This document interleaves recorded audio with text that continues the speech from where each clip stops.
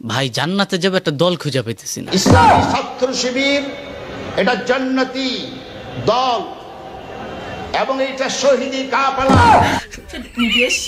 মাশাআল্লাহ হযরত আপনার বয়ান শুনে খুশি হয়ে আপনাকে আমি হাদিয়া দিই। শিবিরে যোগ করলেই জান্নাতে যাওয়া যায়। মাননীয় প্রধানমন্ত্রী, আপনি একজন জান্নাতি মানুষ। শেখ হাসিনা তো শিবিরে যোগ করলো না, তাহলে সে কিভাবে জান্নাতি হলো? ভাবনার বিষয়। আচ্ছা যাই হোক, আলোচনায় আসি। জামাত শিবির যোগ দিলেই জান্নাতে যাওয়া যাবে এবং জামাত শিবির জান্নাতের দল, এই কথার সাথে শেখ হাসিনাকে জান্নাতি বলেছিল ডক্টর কাফিরউদ্দিন সরকার সালিহি, তার সাথে এই কথার সাথে কতটুকু পার্থক্য আছে বা এই কথাটার কতটুকু ব্যবধান, আজকে আমরা সেই বিষয়ে আলোচনা করব এবং কার কথাটা কতটুকু আগায়া জঘন্যর দিক থেকে বা ভালোর দিক থেকে সেটা বলার চেষ্টা করব। প্রথমেই যদি আমি বলি যে ব্যক্তিকে জান্নাতি বলার চাইতে দলকে জান্নাতি বলা খুব চ্যালেঞ্জের ব্যাপার।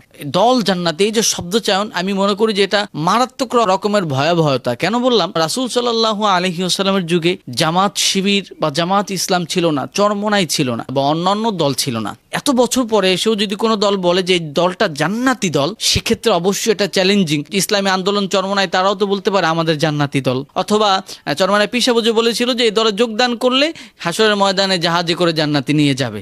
এই যে কথাগুলো, এই কথা আর শিবিরে যোগদান করলে জান্নাতি, এই কথাগুলোর মধ্যে আমি কোনো পার্থক্য খুঁজে পাচ্ছি না।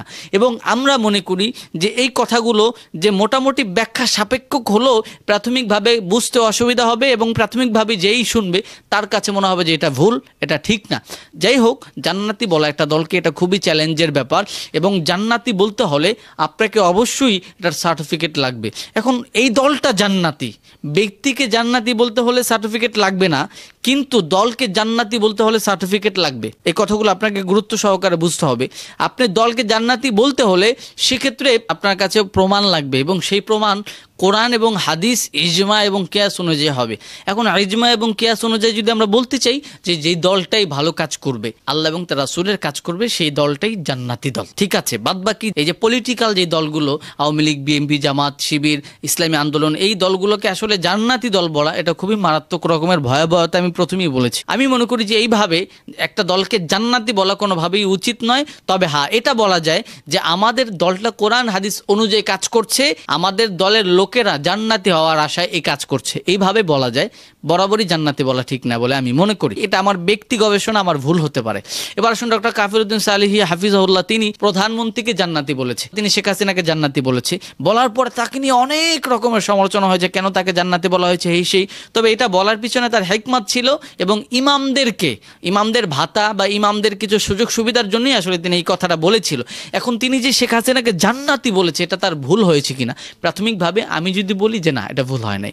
হিকমাতান ব্যক্তিকে জান্নাতি বলা যাবে। আমি প্রথমেই বলেছি একটা দলকে জান্নাতি বলার চাইতে ব্যক্তিকে জান্নাতি বলা এটা সহজ, দলকে জান্নাতি বলা খুব ভয়াবহ বা চ্যালেঞ্জের বিষয়। কারণ আমরা জানি হাদিসের মধ্যে আছে যে যে ব্যক্তি একবার ইমানের সাথে কালেমায়ে তৈয়বা লা ইলাহা ইল্লাল্লাহু মুহাম্মাদুর রাসূলুল্লাহ বলবে, সে ব্যক্তি জান্নাতে যাবে। এটা শুধু আমার কথা নয়, এটা সমস্ত রকম উলামায়ে কেরাম এই কথা মানে এবং মেনে নিয়েছে। তবে হ্যাঁ, কিয়ামতের ময়দানে আমলনামা দেখানোর পরে সে যদি গুনাহ করে অপরাধী হয়, সেক্ষেত্রে তার শাস্তি হবে, সে শাস্তি ভোগ করে কোনো না কোনো দিন সে জান্নাতে যাবে। সেই হিসাবে প্রত্যেক মুসলমান যিনি ইমানের সাথে আল্লাহ এবং তার রাসূলকে স্বীকার করেছে, সে একদিন না একদিন জান্নাতে যাবে। সেই হিসাবে আমরা প্রত্যেকটা মানুষই জান্নাতি। আমার কাছে মনে হয় ডক্টর কাফিরউদ্দিন সালিহি হুজুর সেই হিসাবে বড় কোনো অপরাধ করে ফেলছে বা সে বড় কোনো খারাপ কথা বলে ফেলছে আমার কাছে মনে হয় না। তবে শেখ হাসিনা তিনি স্বৈরাচার ছিল, তার কিছু খারাপ দিক ছিল, যার কারণে জান্নাতি বলা এটা মোটামুটি একটা চ্যালেঞ্জেরও বিষয়। তবে প্রাথমিকভাবে সে জান্নাতে না গেলেও যদি ইমানের সাথে কালেমা পড়ে, সেই হিসাবে তো সে জান্নাতে যেতেই পারে কোনো না কোনো দিন। হ্যাঁ, তবে শিবিরের দলকে জান্নাতি বলা আমি মনে করি যেভাবে বলা উচিত নয়। পলিটিক্যাল কোনো দলকে জান্নাতি বলা, এটা বলার মাধ্যমে আসলে ফিতনা সৃষ্টি হবে।